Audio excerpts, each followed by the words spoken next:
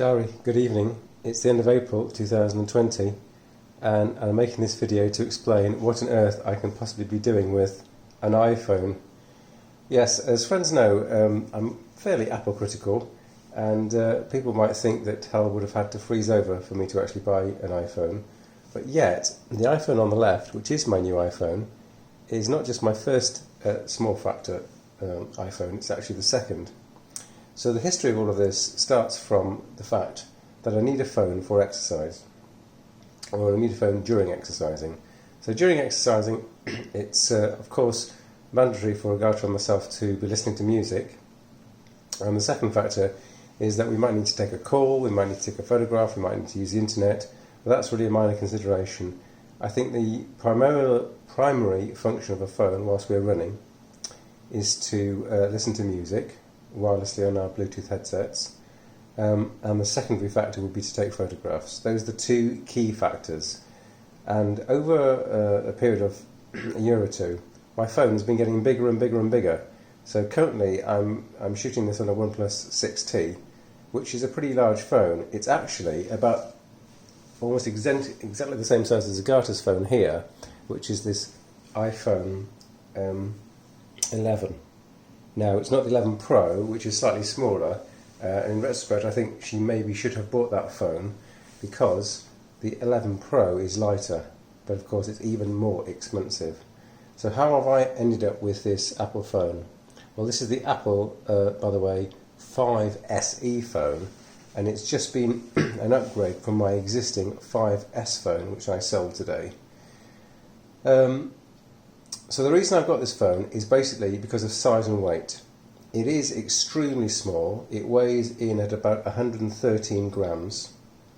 And by comparison, the 2020 iPhone SE is about 150 grams.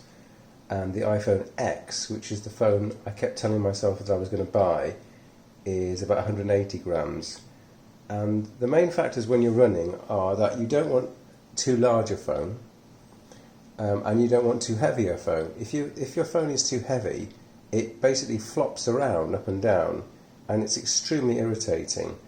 If you're doing an ultra marathon or an ultra trail event, it's not so bad because you're going to be carrying a lot of other gubbins, a mandatory kit, food, water, and emergency kit and that sort of thing.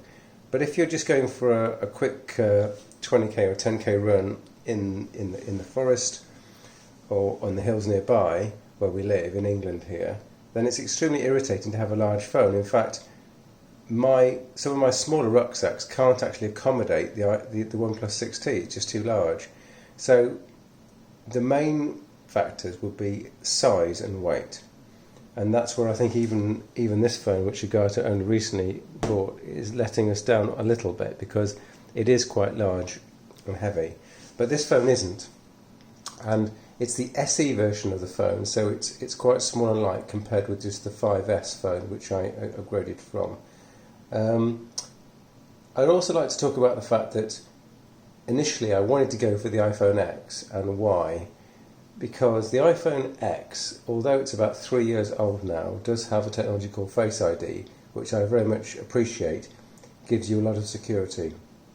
So again, when you're running or when you're cycling, you may need to use the phone, and the best way to unlock that would be using facial recognition, because you don't need to take your gloves off, for example.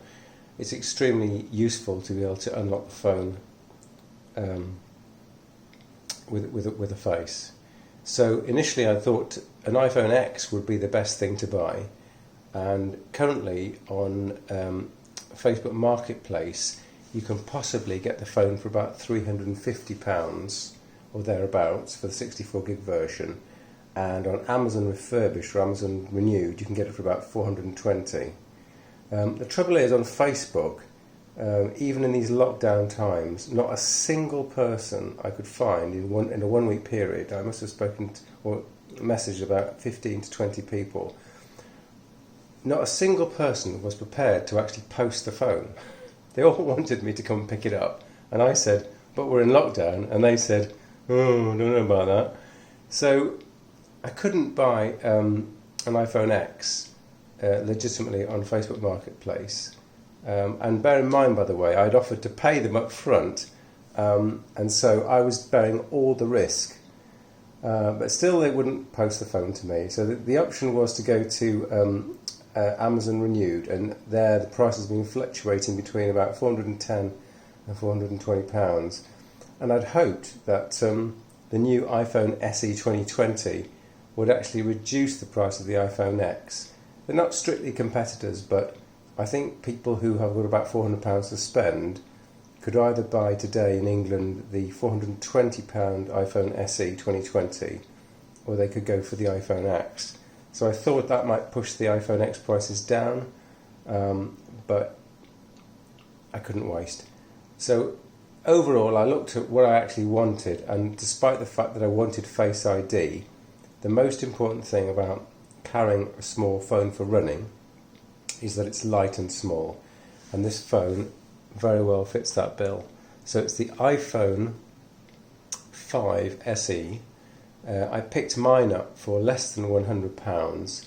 Again, on Facebook Marketplace, they're going for between £50 and £80. On other renewed sources, I found they're hovering at about £120, £130. So there's quite a substantial difference. And again, on Facebook Marketplace, not a single sausage was prepared to post me the phone. And eventually I was asking some friends, and believe it or not, a friend has just upgraded from her 5SE. Thank you very much, Tula. Your donation to my meagre resources is greatly appreciated. And so I'm going to pay Tula a decent sum of money, the Facebook equivalent, to take this phone off our hands. So it's really sorted me out. She's got a bit of money for her phone. It's got a decent enough camera that I can use, and the applications that I use, of course, are Garmin Connect, which is here, and my Spotify app and Audible. So those three applications now work at decent speed, and I can actually have this as a working phone, which is ultra small. So that's it really. iPhone 5 SE. I think for runners, it's still the phone to get in 2020. With unlimited funds, I might be tempted to recommend the iPhone 11 Pro, because that's the smallest, lightest phone in the Apple stable, or a Pixel equivalent. Both phones having this secure face unlock technology. That's it really. Thanks for watching, Gary. Speak to you again soon. Bye.